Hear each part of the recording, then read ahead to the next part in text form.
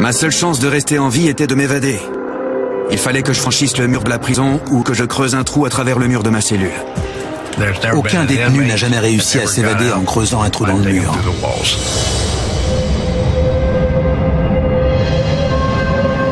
J'allais devoir me débrouiller avec les moyens du bord et m'appuyer sur mon expérience dans le bâtiment. Il fallait que je garde mon sang-froid et que je saisisse ma chance. Je n'avais encore jamais vu une telle évasion. C'est extraordinaire. Sors les mains en l'air! J'étais convaincu que John Parsons serait tué dans une fusillade.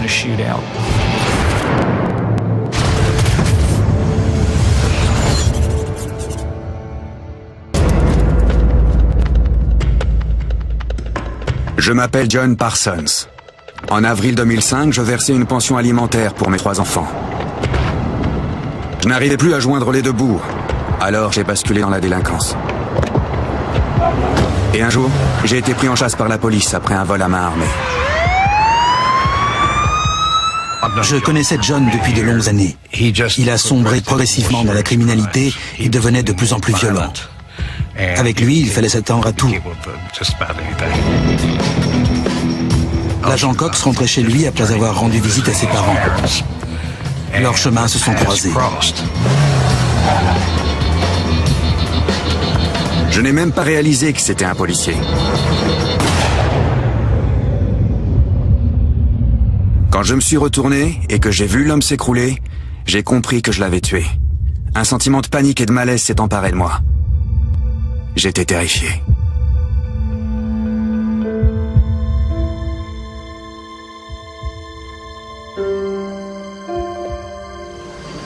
Il n'y a pas de mots pour exprimer le vide que laisse la disparition de Larry Cox. C'était un homme irremplaçable. C'était la première fois que l'un de mes amis proches se faisait tuer dans l'exercice de ses fonctions. Pour être honnête, je n'étais pas préparé à ça. Ça a été un choc.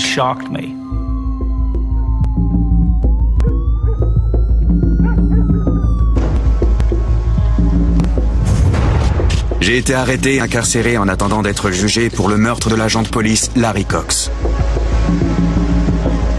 Videz ses poches. Je savais que je ne m'en tirerais pas. Écarte les jambes. Lorsque vous tuez un policier dans l'exercice de ses fonctions, vous encourez la peine de mort. Je pouvais être condamné à perpétuité, mais j'étais convaincu qu'il me condamnerait à mort. Je n'avais plus rien à perdre. Ma seule chance de rester en vie était de m'évader avant mon procès. Mais ils m'ont mis en cellule d'isolement pour éviter que ça n'arrive. La prison que nous avons construite ici, dans le comté de Ross, est aussi sûre que n'importe quel autre établissement pénitentiaire. Elle est même plus fiable à de nombreux égards. Chaque jour était un combat pour ne pas m'apitoyer sur mon sort et sombrer dans une profonde dépression. Je me disais que la plupart des gens que j'aimais devaient me détester et ils avaient sans doute raison. Mais il fallait que je me concentre sur le moyen de sortir du quartier d'isolement pour planifier mon évasion. Légalement, ils ne pouvaient pas me maintenir à l'écart sans motif valable. Alors, si je me comportais en détenu modèle, c'est l'heure. Ils finiraient par me réintégrer parmi les autres prisonniers. C'est vous le chef? Je pourrais alors projeter mon évasion. John Parsons était très doué pour dissimuler ses intentions. Il usait de sa psychologie pour duper son entourage et donner l'illusion qu'il essayait de rentrer dans le rang. Merci, chef. C'est un moyen efficace de brouiller les pistes et d'éviter les soupçons. Il est resté à l'isolement pendant plusieurs mois sans créer le moindre problème et en restant toujours poli. Alors, le procureur de l'époque a décidé de le réintégrer parmi le reste des détenus. Personnellement, je n'y étais pas vraiment favorable, mais il n'y avait rien qui puisse justifier qu'on le garde à l'écart. Parsons, tu rejoins les autres. Alors, nous l'avons réintégré à la population carcérale. J'avais gardé mon sang-froid et ça avait payé. La nuit, j'étais enfermé dans ma cellule, mais le reste du temps, j'étais plutôt libre de mes mouvements au sein de la prison. J'avais aussi le droit de rejoindre les autres détenus pendant la promenade. Certains jours, quand le temps le permet, les détenus peuvent sortir dans la zone de promenade. Toutefois, pendant ce temps, la consigne voulait que Parsons reste maintenu à l'écart des autres détenus. Il ne restait que 3 ou 4 mois avant la date de mon procès. Il fallait que je planifie sérieusement mon évasion et que je passe à l'action. Je pensais que je pourrais peut-être m'enfuir depuis le toit de la zone de promenade.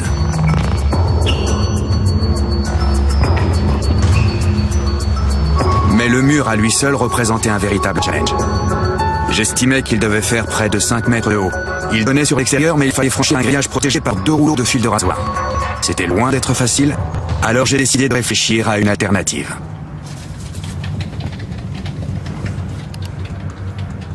Vous aussi, on vous garde enfermé ici? John était un homme bien élevé, capable de manipuler les gens. C'est quoi votre crime? Mais il avait aussi un côté sombre qui le poussait à voler les gens et à les menacer. Une sorte de Jekyll et Hyde.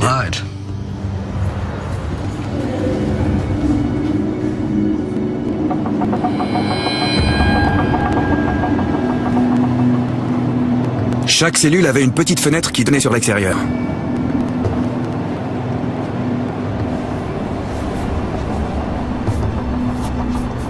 Si je parvenais à franchir ce mur, je me retrouverais dehors.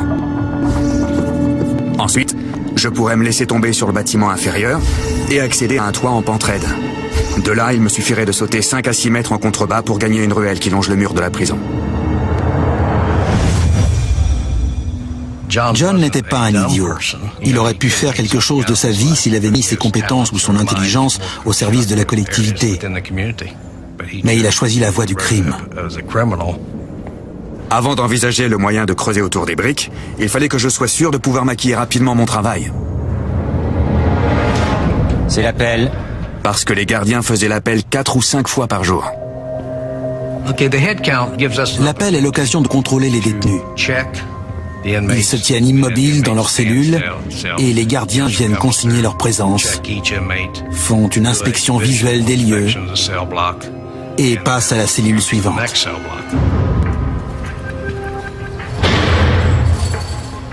Je voulais fabriquer un faux mortier qui aurait l'air authentique. Avant de tomber dans la criminalité, je travaillais dans le bâtiment. J'allais sûrement trouver une solution. Il me faudrait composer avec les matériaux à ma disposition. Un mélange de dentifrice et de talc pourrait faire l'affaire. Vous avez du dentifrice à la menthe? Non, on a ce qu'on nous donne.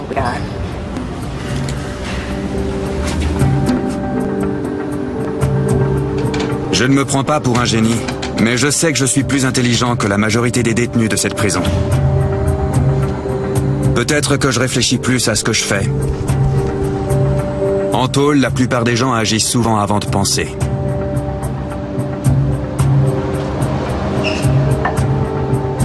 J'ai réussi à trouver la bonne texture. Mais elle ne séchait pas. Et la couleur se voyait. Je ne savais pas quoi faire.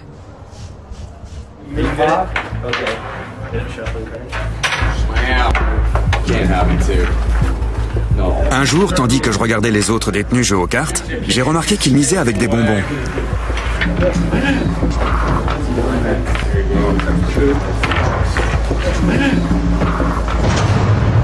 Et j'ai eu une idée. Si je pouvais me procurer assez de bonbons verts et bleus, je pourrais les faire fondre pour obtenir une teinte semblable à la couleur du mur de ma cellule.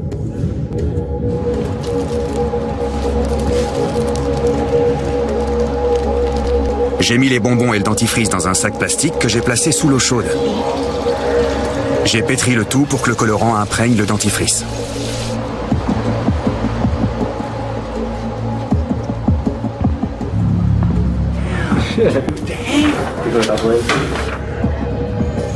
J'ai dit aux autres détenus que je n'aimais que ces bonbons-là, et je me suis arrangé pour en obtenir d'autres.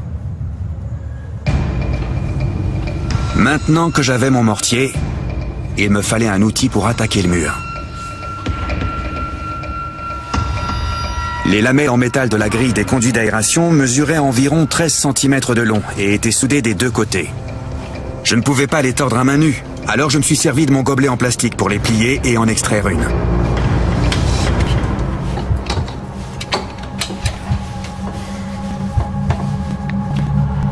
Je pouvais commencer à creuser. J'ignorais combien de temps cela me prendrait. J'espérais seulement avoir terminé avant la date de mon procès. Inspection.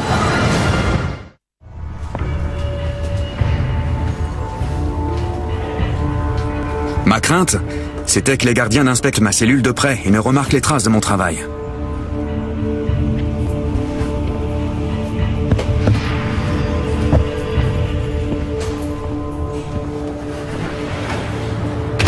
Je ne voulais pas éveiller le moindre soupçon. Je commençais à creuser immédiatement après chaque appel pour ne pas risquer d'être surpris. Je procédais par séance d'une demi-heure maximum. Après quoi, je me dépêchais de tout remettre en place. À ce rythme, je n'étais même pas certain de pouvoir finir avant le début de mon procès, quelques mois plus tard.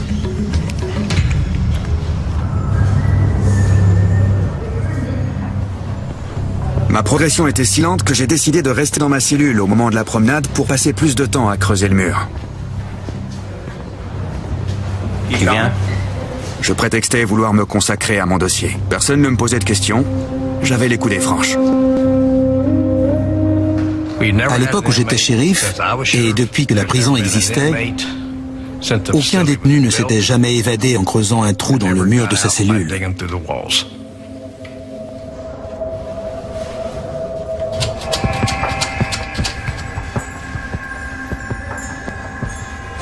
Peu de temps après avoir commencé à creuser la pierre, je me suis rendu compte que les blocs étaient reliés par un épais treillis métallique. Mes mains étaient déjà coupées et couvertes d'ampoules. Très vite, j'ai constaté que les trous qui traversaient certaines briques avaient été comblés avec du ciment.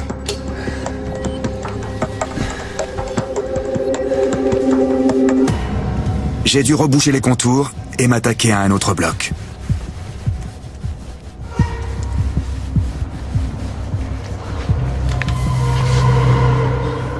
On ne sait jamais ce qu'ils fabriquent. Par moments, le stress était presque insupportable. J'allais être condamné à mort ou à passer le restant de mes jours en prison. Si je m'évadais, ce serait pour mener une vie de fugitif. Dans tous les cas, je devais tirer un trait sur ma vie avec mes enfants et ma famille.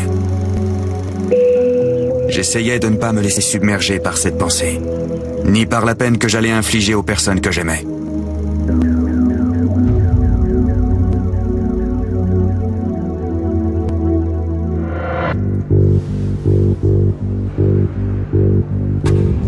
Je m'efforçais de rester concentré sur mon plan d'évasion pour chasser mes remords.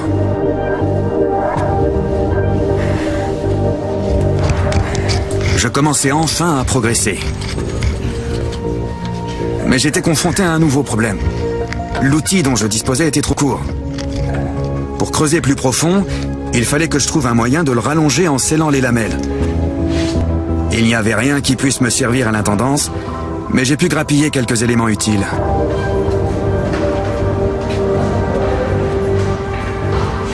C'est là que j'ai jeté un œil aux produits d'entretien. Les poils des balais étaient rattachés aux manches par du fil de fer.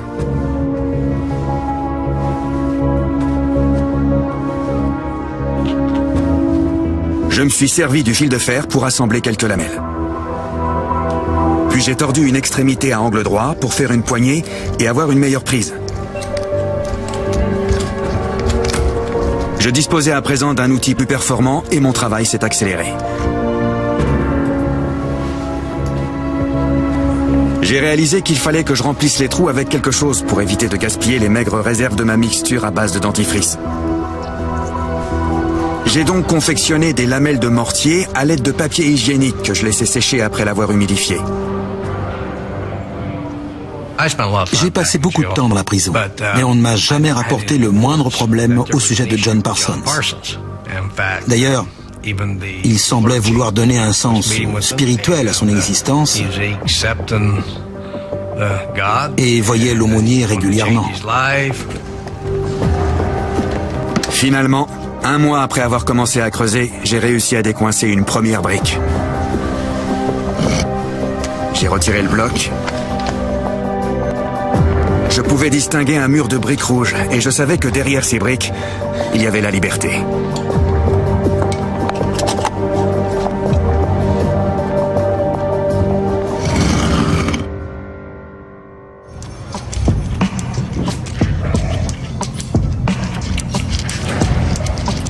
Deux jours plus tard, j'étais de retour au travail. Il y avait un nouveau gardien qui s'appelait Miller. Le genre de type méticuleux et très à cheval sur la propreté des cellules.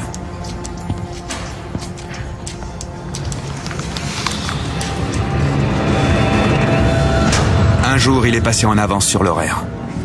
Inspection. La petite retouche de 3 cm que je venais d'effectuer était encore humide et avait accroché un peu de poussière.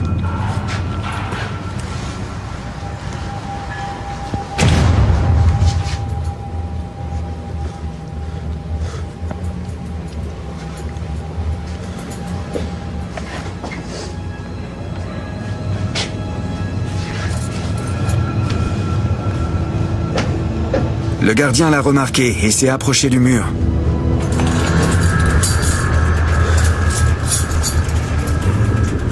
Il ne se doutait pas que juste à côté de cette retouche, il y avait un bloc de pierre désuni derrière lequel j'avais rangé mon matériel de forage.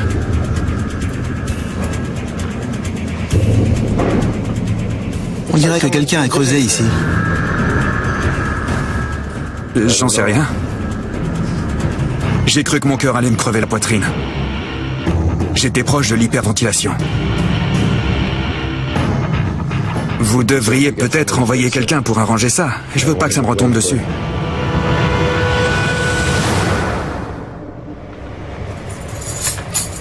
Je vais demander à l'entretien d'y jeter un œil.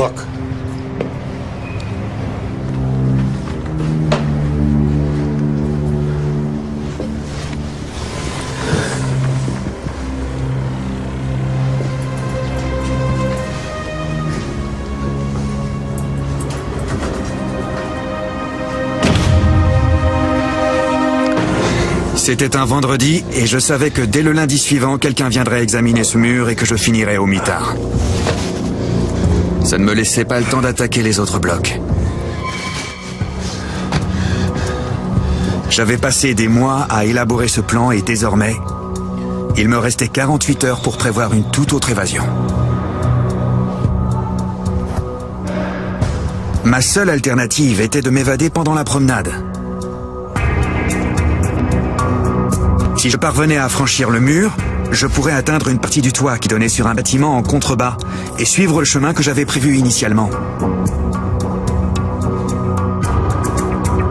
Mais en supposant que je parvienne à gravir le mur, les fils de rasoir m'empêcheraient d'atteindre le grillage situé derrière.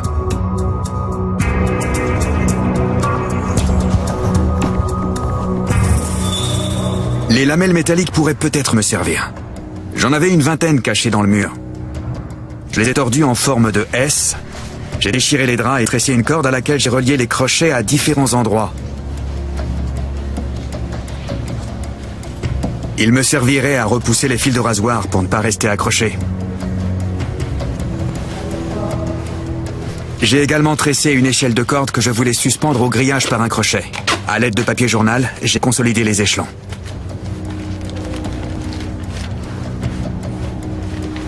Il me fallait une gaule pour hisser l'échelle. J'ai confectionné 4 baguettes de papier roulé qui s'emboîtaient pour former une perche de 4 mètres.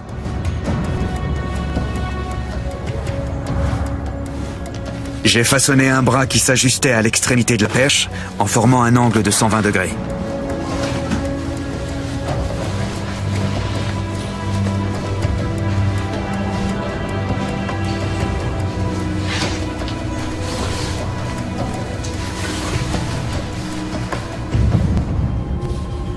Cette nuit-là, je n'ai pas dormi. Je savais que c'était une opération risquée compte tenu de l'affluence de la salle commune, des caméras et des gardiens qui pouvaient facilement me repérer.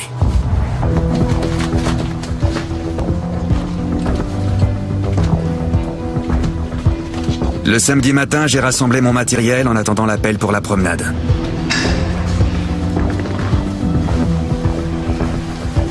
J'ai passé ma combinaison orange par-dessus ma tenue bleue.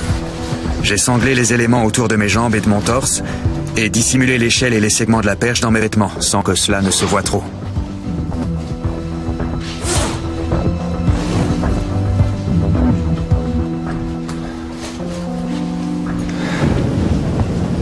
Il fallait d'abord passer le bureau de contrôle.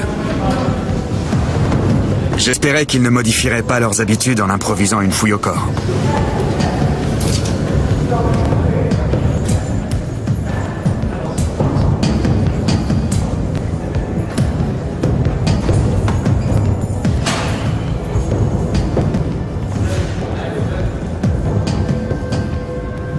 Hé, c'est quoi ça?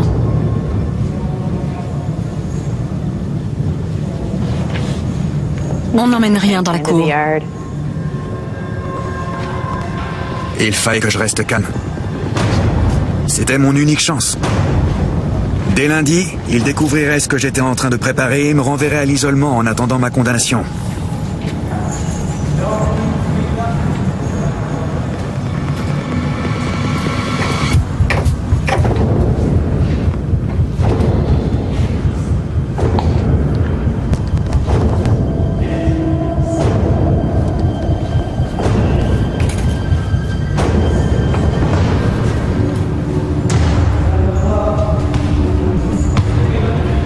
J'étais enfin dans la cour, point de départ de mon plan d'évasion. La promenade ne durait qu'1 heure, et je savais que si je voulais réussir, il fallait que j'agisse durant les 10 premières minutes, pendant que les gardes étaient occupés par la paperasse.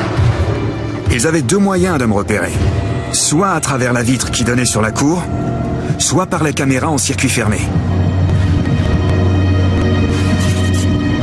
Mais j'étais à peu près certain que les caméras avaient un angle mort. Quant aux gardiens, ils ne pouvaient pas voir l'ensemble de la cour depuis leur bureau. Le meilleur endroit d'où m'élancer était juste au-dessus de la caméra, à l'abri du circuit fermé et de la surveillance des gardiens. La disposition des fils de rasoir au-dessus du mur était dense, laissant peu d'espace pour passer. De l'autre côté de la cour, la trame était plus légère, et il y avait un coffrage au mur sur lequel je pouvais prendre appui. Mais il devait se trouver dans le champ des caméras, et il était très proche du champ de vision des gardiens. J'ai opté pour la première solution. J'ai fait le tour des prisonniers pour les prévenir, qui fermaient la shop, et leur dire de ne pas me balancer. J'ai assemblé ma perche et attaché l'échelle de corde à l'extrémité. Je l'ai hissée à plusieurs reprises. Mais les fils de rasoir m'empêchaient d'atteindre le grillage. C'était l'option la moins risquée. Et voilà qu'il fallait que je l'abandonne.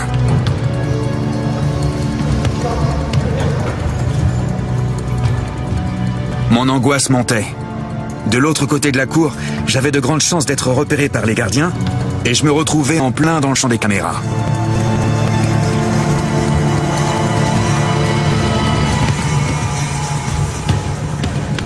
C'était l'un des moments les plus stressants de mon existence. Je pouvais être pris à tout instant.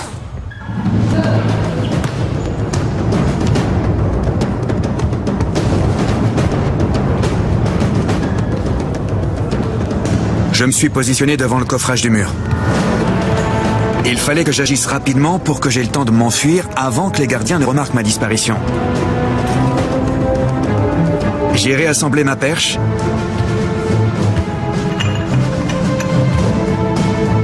Et après quelques tentatives, je suis parvenu à accrocher l'échelle au grillage.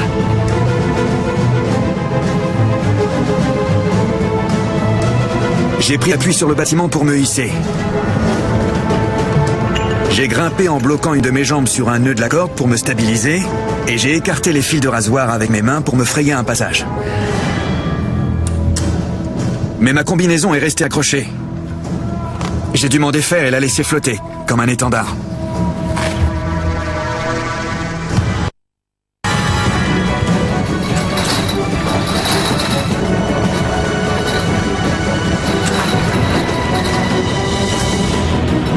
J'étais enfin sur le toit de la prison. J'avais réussi le plus difficile. Il fallait que je me laisse tomber d'une hauteur de 6 mètres pour atteindre la ruelle en contrebas. Les semelles de mes chaussures étaient fines et n'amortiraient pas le choc. Mais je n'avais pas le choix. J'ai sauté. Ce samedi-là, à 12h30, j'ai reçu un appel de la prison me signalant qu'un détenu s'était évadé. J'ai demandé qui et on m'a répondu John Parsons. J'étais incrédule et en colère. Comment cela avait-il pu se produire? Pourquoi? Mon cerveau bouillonnait. J'étais en colère, choqué. Je n'arrivais pas à croire que John Parsons n'était plus derrière les barreaux. La chance a joué un rôle important dans son évasion. Nous savons que les autres détenus de la prison ont fait diversion pour le couvrir. Nous pensons que Parsons a profité de ces circonstances pour tenter son évasion risquée. Par ailleurs, la caméra de la zone de promenade était défaillante. Elle fonctionnait quand elle voulait et ce jour-là, elle ne marchait pas.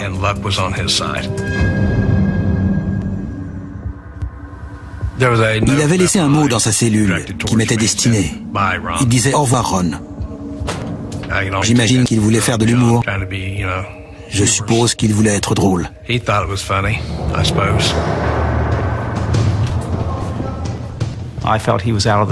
J'étais certain qu'il avait déjà quitté l'État quand nous avons été prévenus. Parce qu'il s'était écoulé entre 45 minutes et 1 heure entre son évasion et le moment où l'alerte avait été donnée.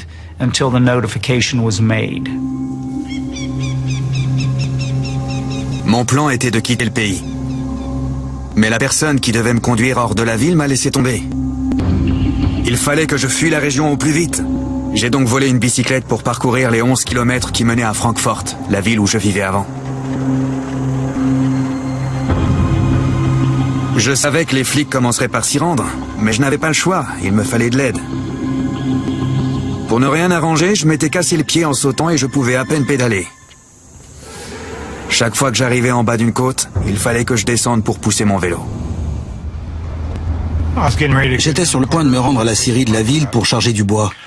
J'ai grimpé dans ma camionnette et au détour d'une colline, j'ai vu un type qui poussait son vélo avec un t-shirt blanc noué sur la tête. Il faisait chaud ce jour-là. Mais quand je suis arrivé à sa hauteur, il a détourné la tête. J'ai trouvé ça louche.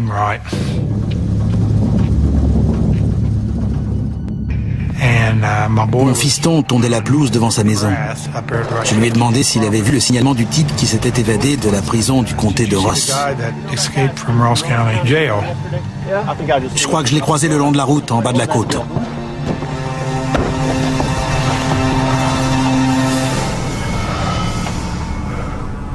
Alors nous sommes restés là quelques minutes. Le voilà, là-bas. Et nous l'avons vu sortir du virage. C'est lui, aucun doute, c'est lui. Et brusquement, il a levé la tête et quand il a vu que nous le regardions, il a fait demi-tour. Mon fils s'est lancé à sa poursuite jusqu'à l'endroit où il est entré dans les bois.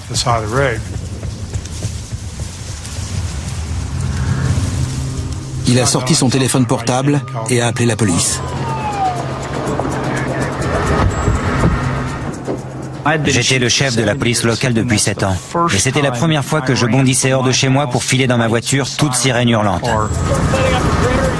Nous nous sommes immédiatement rendus sur les lieux, à l'endroit où Parsons s'était entré dans les bois.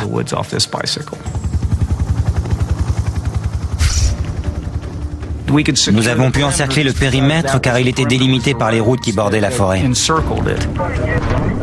Nous avons littéralement bouclé un périmètre de 5 km de long. C'était sans doute un des terrains les plus accidentés du comté. Mais nous pensions avoir de bonnes chances de le prendre. J'avais une longueur d'avance sur eux, mais j'ai vite entendu les aboiements et le bourdonnement des hélicos. Je m'efforçais de progresser aussi vite que possible, tout en zigzagant et en revenant sur mes pas pour désorienter les chiens. Nous avons quadrillé la zone et organisé une battue à travers les bois en inspectant chaque pouce de terrain à la recherche de John Parsons. J'avais le sentiment que Parsons ne serait pas pris vivant. J'étais convaincu qu'il serait tué dans une fusillade.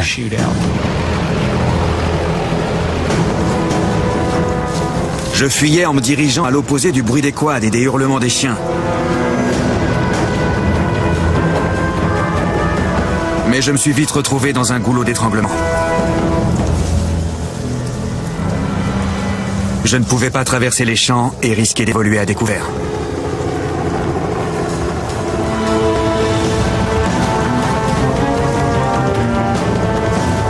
Alors j'ai couru vers la route 28 en espérant que je pourrais la traverser. Nos agents étaient postés environ tous les 30 mètres et gardaient le contact visuel. S'il sortait à découvert, nous étions sûrs de le repérer. Un avion et au moins 2 hélicoptères survolaient les lieux.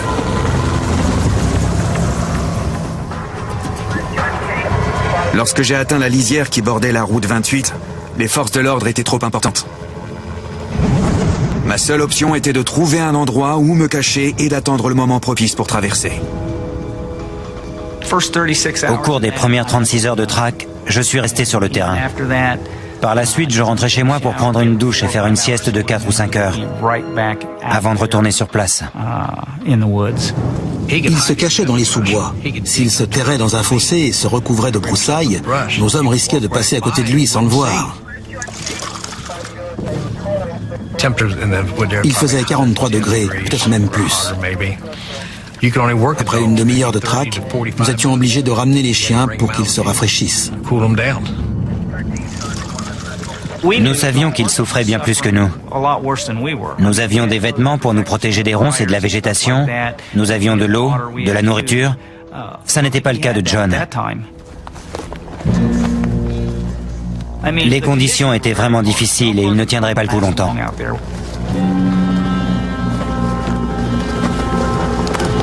Je n'avais rien bu depuis mon évasion. Il fallait que je sorte de ma cachette pour trouver de l'eau. J'étais si faible que j'avais du mal à réfléchir. Je savais que je prenais un risque énorme, mais j'étais à bout.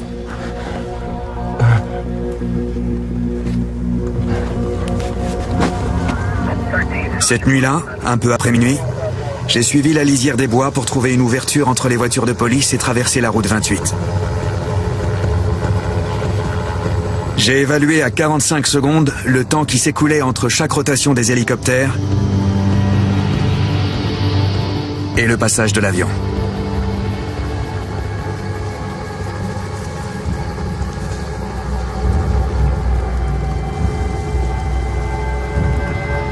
Cette fois, je ne pouvais plus reculer.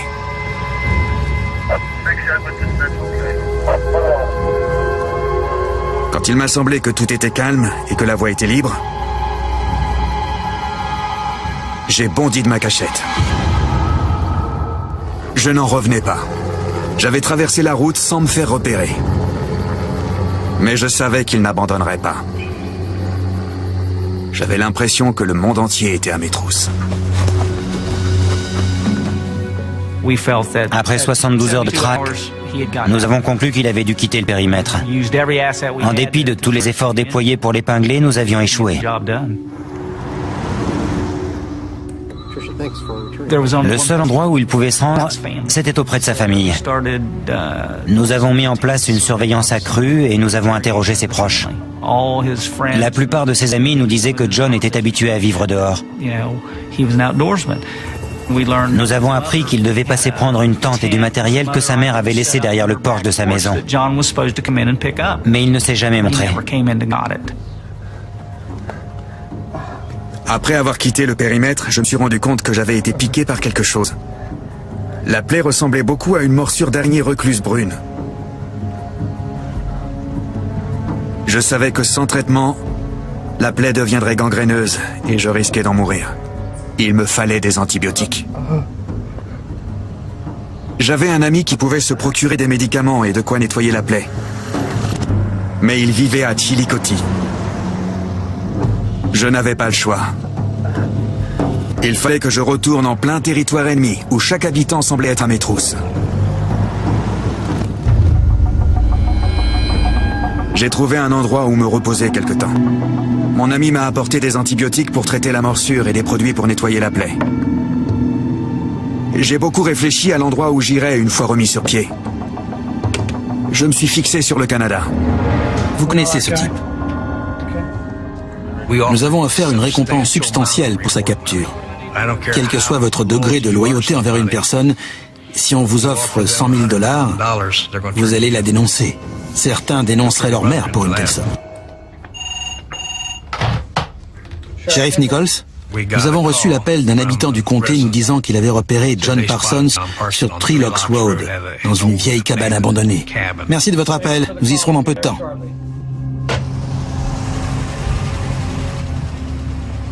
Nous avons immédiatement dépêché des policiers sur place.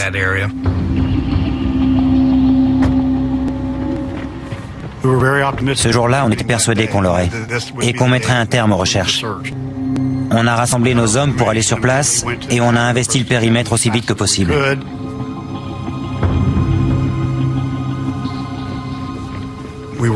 On voulait vraiment l'épingler. Je sentais monter l'adrénaline.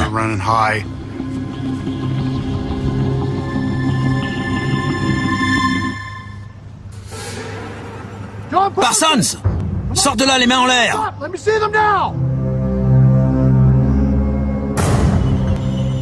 On a décidé de fouiller la cabane.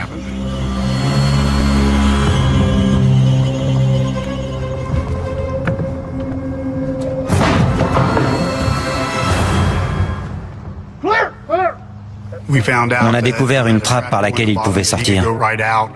Et il avait réussi à s'enfuir avant qu'on ait donné l'assaut.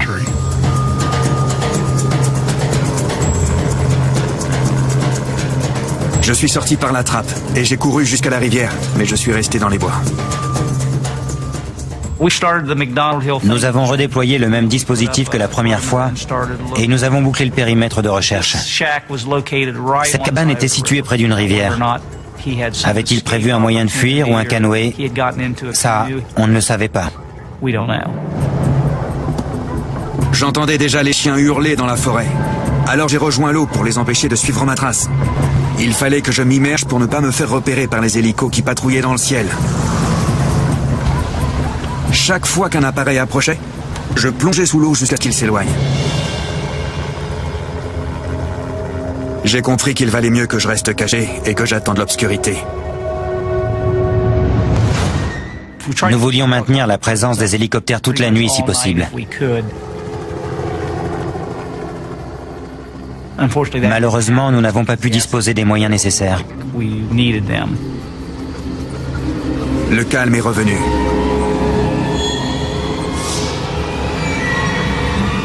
J'ai tenté ma chance et j'ai couru.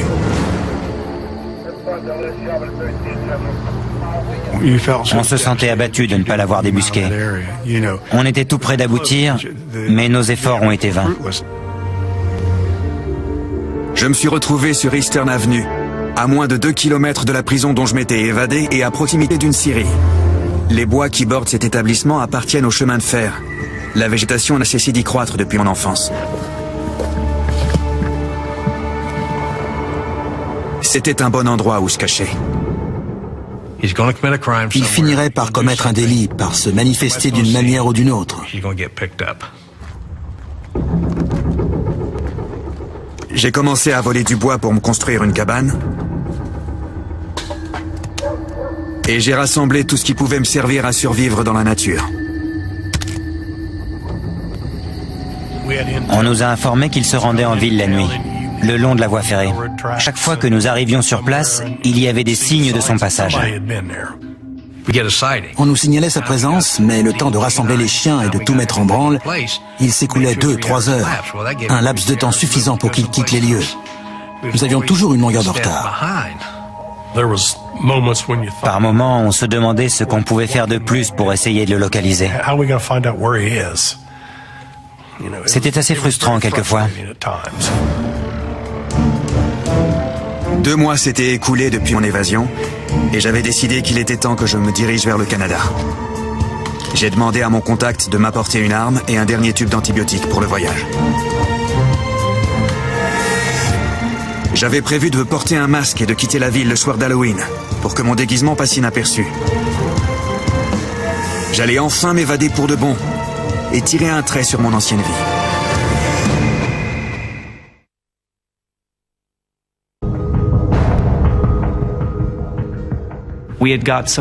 Nous avons été informés que quelqu'un avait construit un petit cabanon dans les parages de la scierie d'Eastern Avenue.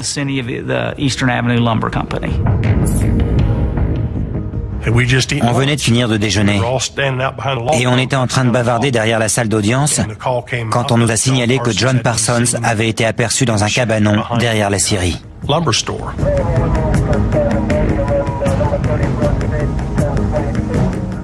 On a pris la nouvelle au sérieux et on était prêts.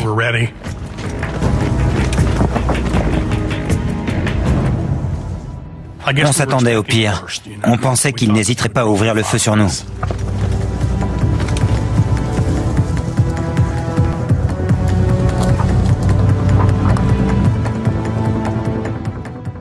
Il avait déjà tué un policier.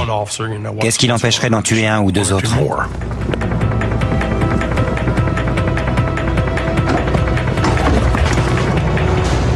Dès que j'ai aperçu un tatouage de femme nue sur sa jambe, j'ai su que c'était John Parsons. On l'avait eu. Sors, les mains en l'air! J'ai senti un frisson me parcourir le corps. L'exaltation, je suppose. On lui a intimé l'ordre de lever les mains et on lui a demandé s'il était armé. Mais il n'avait qu'un couteau sur lui.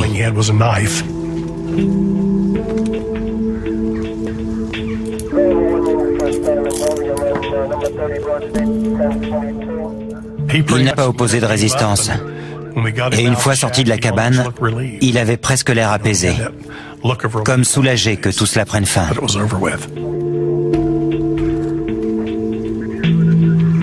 C'était une déception immense d'être repris, après tout ce que j'avais enduré pour réussir mon évasion et ma longue cavale. J'avais le sentiment que tout était fini pour moi.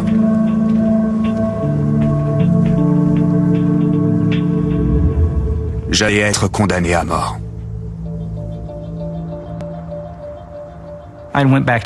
J'avais récupéré les menottes de Larry auprès de sa famille. Salut John. Je lui ai dit, John, je vais te passer les menottes de Larry Cox. Et il m'a dit d'accord. J'estimais qu'il était normal qu'après son évasion, John Parsons retourne en prison avec les menottes de Larry au poignet. Après le petit mot qu'il m'avait laissé, au revoir Ron, je me suis empressé de lui dire « Content de te revoir, John ». Il savait de quoi je parlais.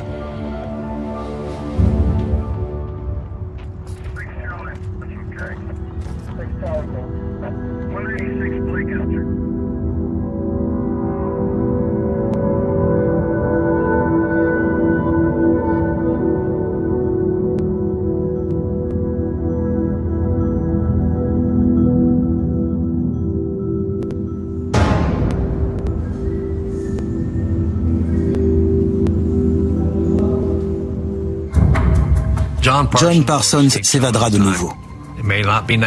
Peut-être pas tout de suite, peut-être dans 1 an, dans 6 ans, ou même dans 10 ans. Mais un jour, il réessayera.